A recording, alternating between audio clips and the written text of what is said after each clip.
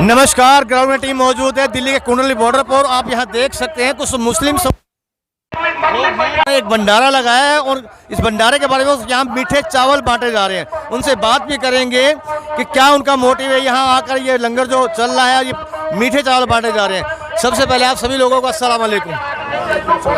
क्या मकसद है आपका यहाँ पहुँचने का, क्या उद्देश्य है और क्या आप अपने मन का भाव लेकर आए? इनके पूरे देश का जो किसान है आज कुंडली लोग भी इनका सहयोग करने पहुँचे, क्या कहना चाहेंगे? देखिए, किसी को खाना खिलाना सबसे बड़ा सवाब, थोड़ा ऊंचा बोल लीजिए। किसी को खाना खिलाना सबसे बड़ा सवाब माना गया है इस्लाम में। तो उसी उद्देश्य से जैसे हमारे किसान भाई यहाँ एक तरह से मुसीबत में बैठे हैं। देखिए, ठंड पड़ रही है, ऊपर से दिसंबर का ठीक है महीना है और सरकार मांगे मान नहीं रही है। इनको खुले छत के नीचे यानी कि सोने के लिए मजबूर होना पड़ रहा है। तो हमने देश का अन्नदाता सड़कों पर है जी।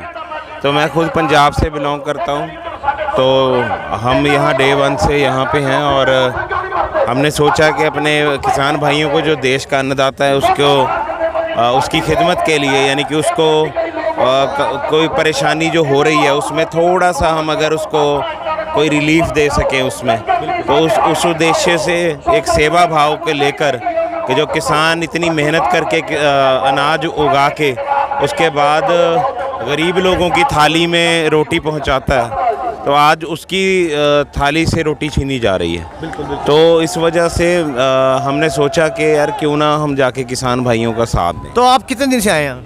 मैं तो डे वन से यही हूँ और यहाँ पे हमारे दिल्ली के भाई हैं और ये हमारे साथ जुड़े हुए हैं यहाँ पे, और लगातार हम खिदमत कर रहे हैं। यहाँ पे मीठे और नमकीन चावल, जर्दा पुलाव जिसको कहते हैं, वेज जो होते हैं आइटम, उसको हम यहाँ पे सर्व कर रहे हैं लगातार। जब देश के अन्नदाता देश के पूरी दुनिया का पेट भरता है, लेकिन जब आज एक ऐसी नौबत आ गई है कि अन्नदाताओं का पेट भरने आप यहाँ पहुँचे हैं, जब अन्नदाता की ऐसे किसानों की सेवा करने का ऐसा मौका मिलता है, ऐसा सौभाग्य मिलता है, तो कैसा महसूस करते हैं? देखिए, हम बहुत अपने आप को भाग्यशाली मानते हैं कि अल्लाह ने हमें मौका दिया कि हम किसानों की खिदमत कर सकें।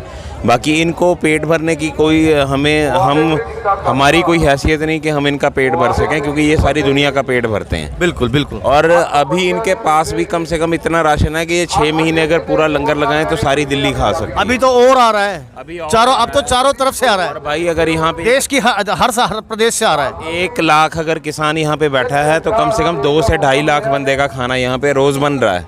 और यहाँ के आसपास के गरीब लोग जो हैं, झुग्गी झोपड़ी वाले भी हैं, तो तीनों टाइम फुल पेट भर के सोते हैं पूरे बहुत ज़्यादा, यानी कि इनको तादाद में यहाँ पे आते भी हैं भाई, और हम उनको भी पैक करके दे देते हैं कि आप घर जाके भी खाओ। चलिए सर, जब आज किसान आंदोलन को लेके पूरे देश के अंदर जो हालात बने हुए हैं, इस किसान आंदोलन को लेकर जो देश में जो हालात बने हैं, उन हालातों को लेकर आप सरकार से क्या कहना चाहेंगे? हम कहेंगे जल्दी से जल्दी इनके जो मसले हैं वो हल किए जाएं, और जो इनकी असल मांगे हैं, जो हज़ारों करोड़ रुपए का कर्ज है इनके ऊपर, अगर वो किसी पूंजीपति का माफ़ हो सकता है तो किसानों का क्यों नहीं माफ़? किसानों का क्यों नहीं हो सकता? बिल्कुल, लाख टके की बात। असल जो मांगे हैं उनसे भटका के अपने पूंजीपति दोस्तों को फ़ायदा पहुंचाने के लिए ये कानून इन पे थोपे जा रहे हैं। वो तो मानते नहीं, ना इन्होंने मांगे थे।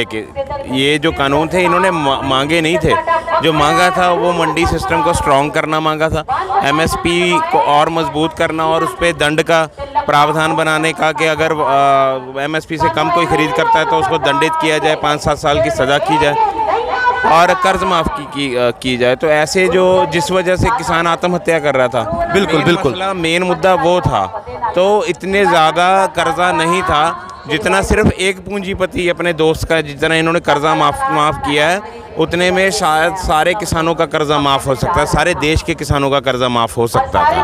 और जो असल मांगों से ध्यान भटका के ज़बरदस्ती ये तीनों कानून इन पे लागू किए हैं जो इनको मंजूर नहीं है, और ये डटे हुए हैं अपनी मांगों को लेकर, और हम भी लगातार इनकी खिदमत जब तक बैठे हैं तो इंशाल्लाह हम इनकी खिदमत जारी रखेंगे। जब तक किसान रहेंगे आप भी यहीं रहेंगे।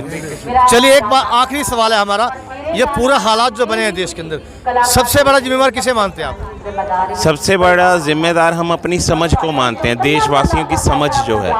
हम जब तक रोज़गार, विकास, जो असल विकास, वो टीवी वाला विकास नहीं, गोदी मीडिया वाला विकास नहीं, तो असल विकास होता है, रोज़गार होता है, उन मुद्दों पर जब तक हम वोट नहीं देंगे और जब तक आपस में धर्म के नाम पे बट के हम वोट देते रहेंगे तो हमारा यही हाल होता रहेगा सारी ज़िंदगी। तो देखा आपने कुछ मुस्लिम समुदाय के लोग थे यहाँ, उनका साफ तौर पर कहना है कि जो हालात हैं वो अच्छे नहीं हैं, और जिन्होंने यहाँ लंगर सेवा भाव से अपने लगाई है, बड़ा अपने आप को भाग्यशाली मान रहे हैं कि अब आप बड़ी खुशी मिले। जुड़े रहिए, बने रहिए ग्राउंड मीडिया के साथ। ग्राउंड मीडिया से मैं हरीश कपूर, दिल्ली के कुंडली बोर्डर से अपने कैमरा सहयोगी इंतजार आलम के साथ।